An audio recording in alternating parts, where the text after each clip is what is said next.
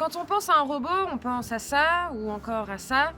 Mais finalement, c'est pas toujours ce que la pop culture nous a enseigné. En ce moment, à l'Espace des Inventions à Lausanne, il y a une expo qui est dédiée aux robots et on nous a proposé de venir faire une petite visite privée. Alors on t'emmène avec nous pour découvrir ce qui se passe en matière d'innovation en ce sens. En fait, c'est quoi un robot? Est-ce que c'est toujours bien d'utiliser un robot pour remplir telle ou telle tâche? Quelles questions ça pose?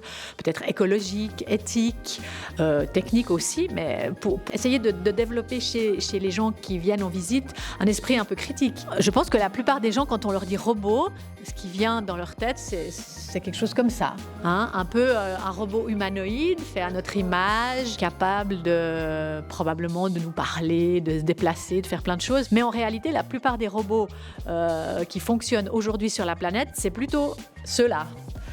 Par exemple, celui-là, c'est le robot aspirateur Roomba. Beaucoup de gens ont ça chez eux.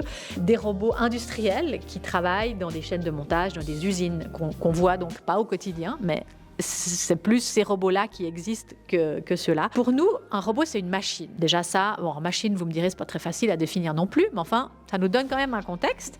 Mais toute machine n'est pas un robot. Un robot, ça doit être capable de capter son environnement. Ça veut dire que ça doit être capable de recevoir des informations de son environnement. Outre de capter l'environnement, c'est une machine qui doit être capable d'analyser. Il faut être capable d'agir, de faire quelque chose.